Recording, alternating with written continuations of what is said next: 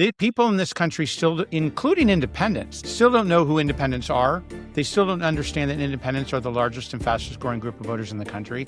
They don't understand what it means to be an independent, and that the idea of joining a party is just as repulsive as if you were asked a Democrat to become a Republican or a Republican to become a Democrat. People don't know that. People don't know who independents voters are. They don't appreciate the context that these claims are being made. That's because independents are largely still unorganized in this country. They're islands unto themselves. Welcome back to the Independent Voter Project, Independent Voter Podcast, excuse me. I'm IVN editor Sean Griffiths, joined by my hosts, Kara and Ethan, and we do have a special guest on this podcast, Jeremy Gruber, who's the Senior Vice President of Open Primaries. I've known Jeremy for a while, so has Kara. We've worked with Open Primaries multiple times on several things, including recently collaborating on a poll in New York City where we polled registered Democrats on how they feel about open primaries, as well as their own party identity.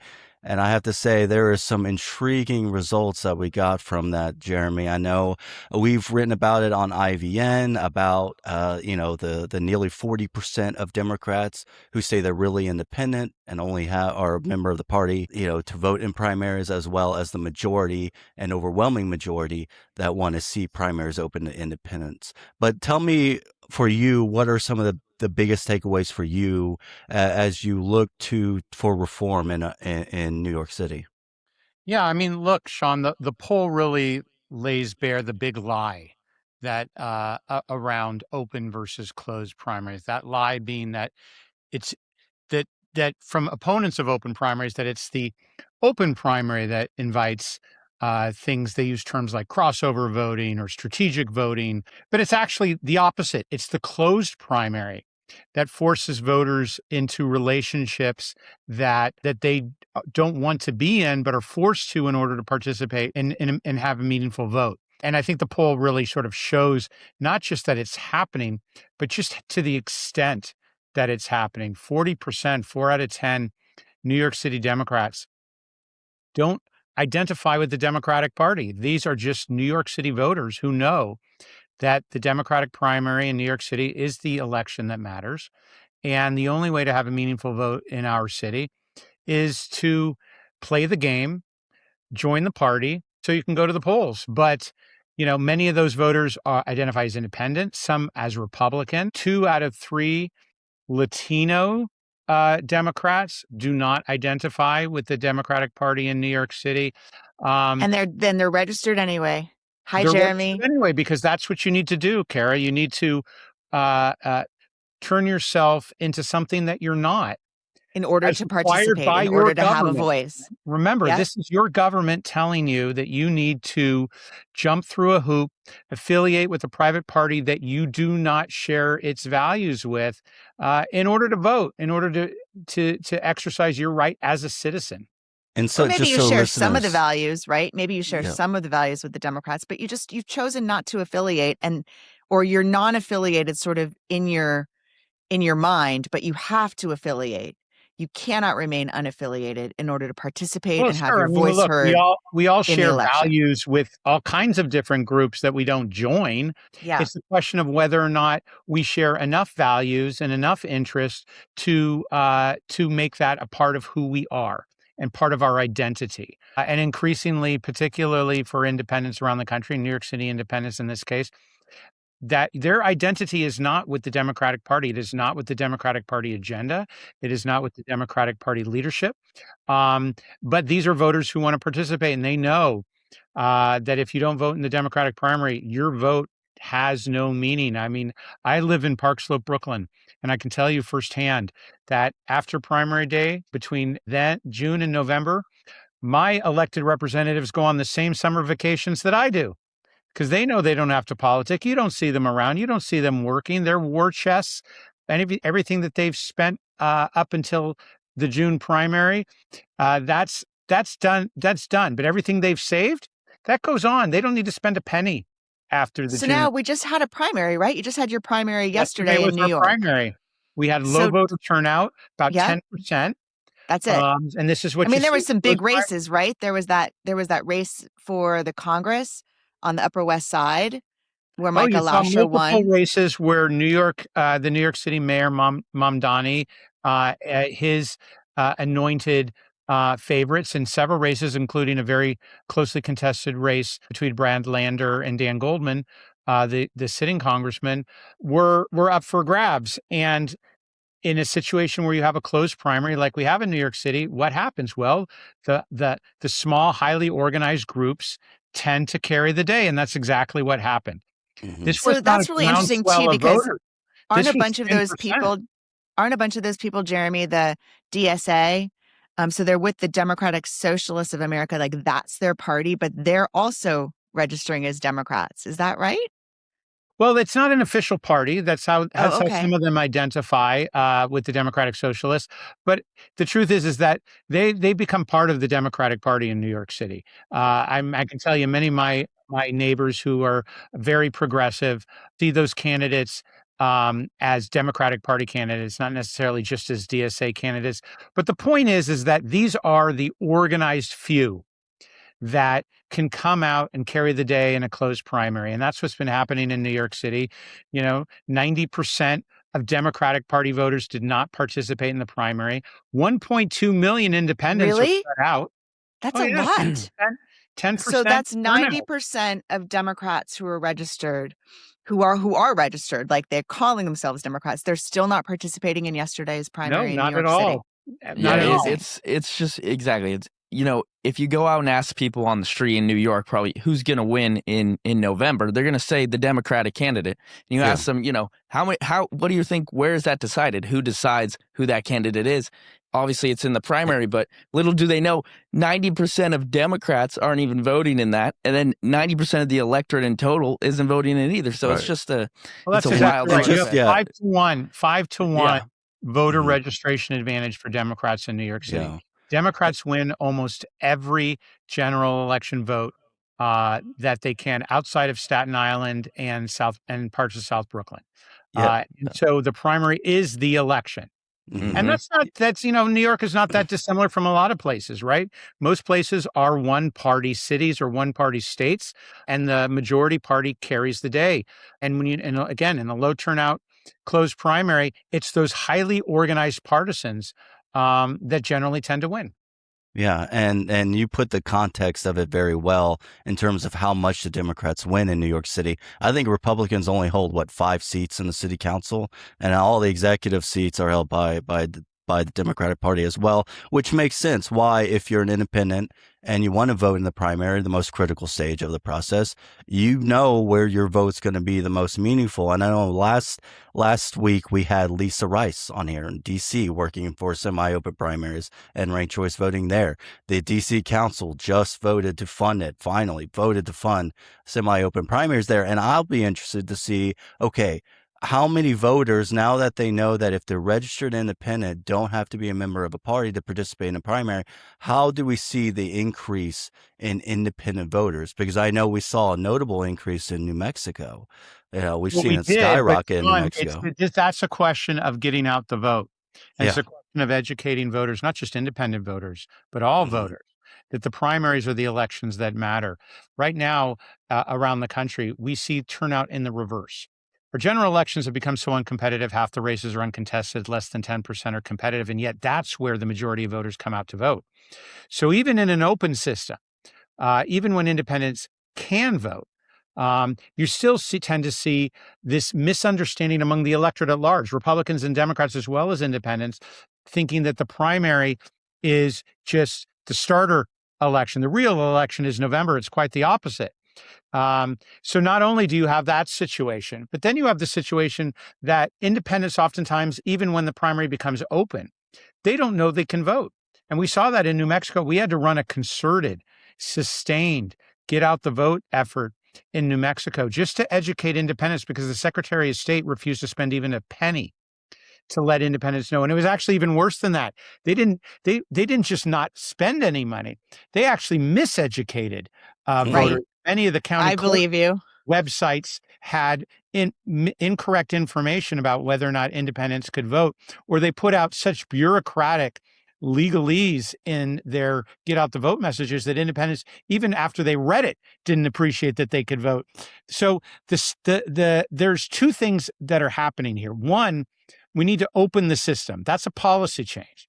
But two, we need to re-educate the electorate at large, independents as well as party members, that the primaries are the elections that matter and people need to come out and vote in them.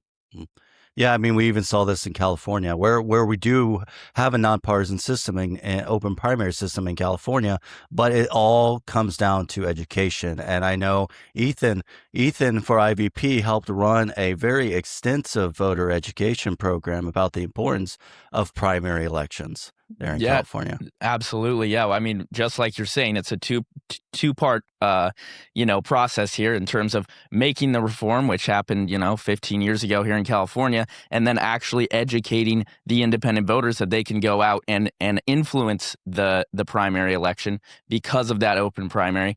And yeah, I think we're seeing so far results are looking good in terms of the NPP, as we call them here in California, the no party preference voters, the turnout program.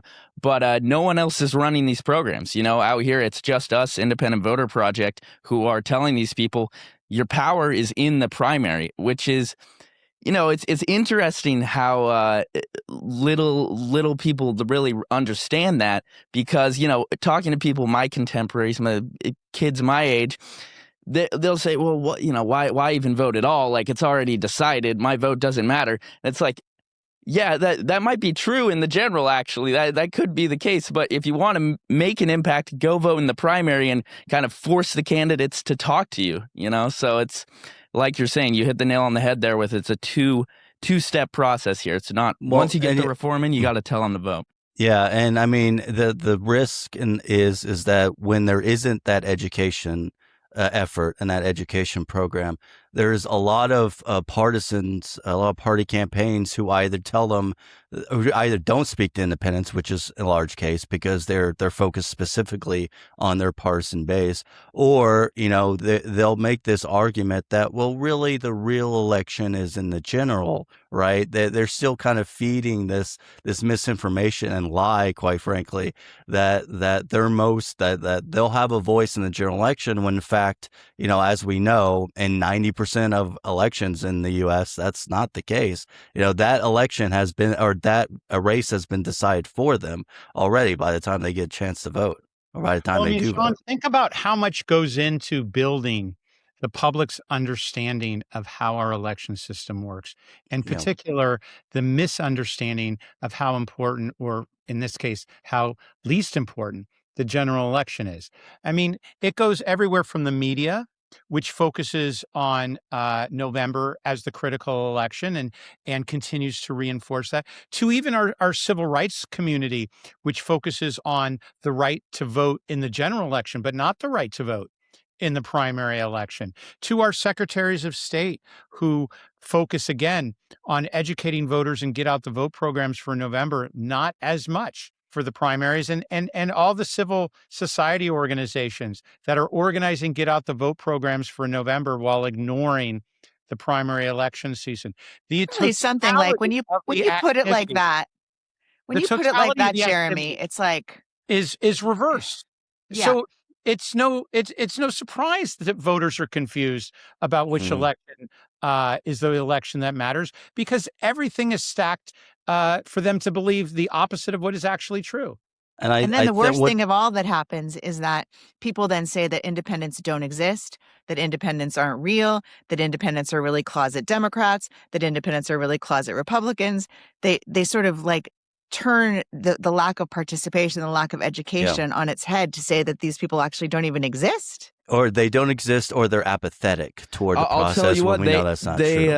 They absolutely exist, and at all ages as well. I was literally at the bar just last weekend. I sat down next to this guy. He's like, we're going to talk about what we do. I told him I work in politics. He's like, yeah, I'm just so dissatisfied because I feel like the Democratic Party is telling me exactly what I have to believe, and yet there's certain things that I believe that the Republican Party stands for. And I'm like, you know what, man, I'm telling you, this is a crazy coincidence, because I work with people who are all about election reform and giving people like you a way way to influence the politicians who get elected. But it was just, I mean, this is a true story. It's just a random guy sitting there, and he's like, "Yeah, man, I will say, as someone who's this. been in the space for 15 years now, it is encouraging that we're starting to see this message more in the mainstream outlets, like seeing Jeremy, like you, on CNN, or seeing Paul Rykoff on CNN, where a bigger audience is hearing this message about not only how important it is to vote in primary elections, but how important it is to give independent voters a voice in these elections.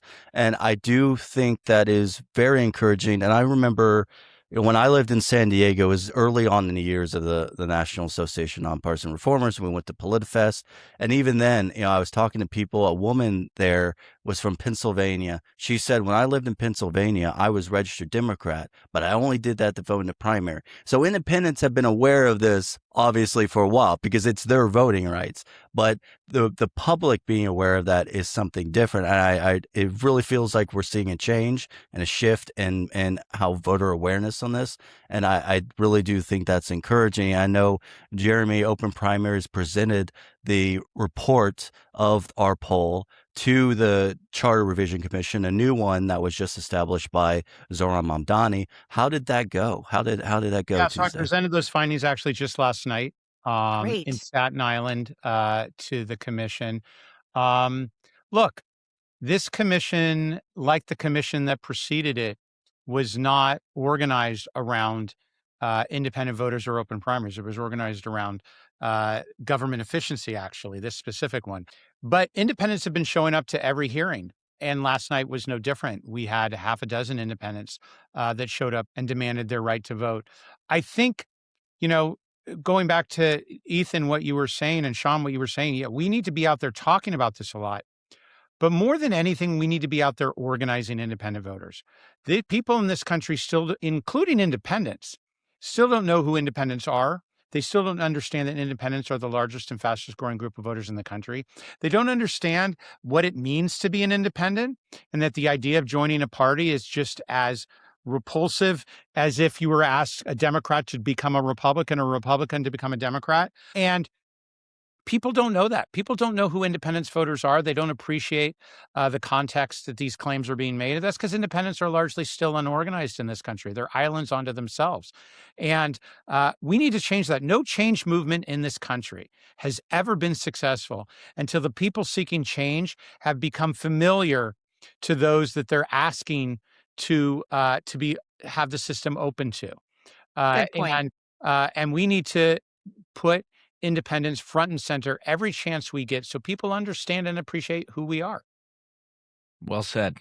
That is an excellent point. And I appreciate you joining us, Jeremy. It's been great talking with you. If listeners want updates on what Open Primaries is up to, and I know you have a litigation portal about all the lawsuits that are happening right now, challenging closed primary systems. You have a lot of stuff in the works. Where can they get that information?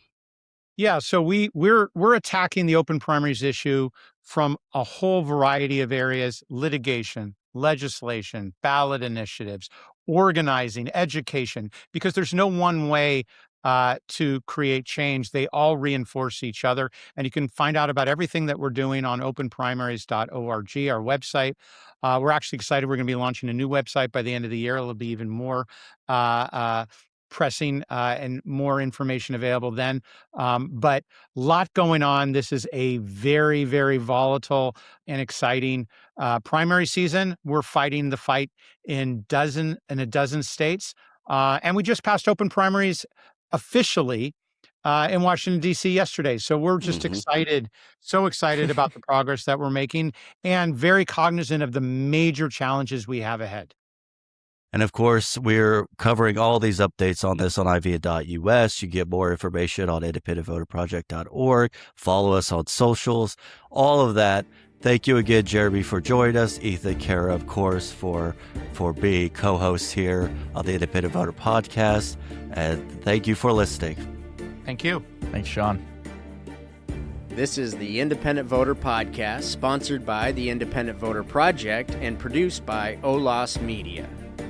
Remember, you can always find the Independent Voter Podcast or the How It Really Works series at ivn.us. Follow and subscribe at olasmedia.com.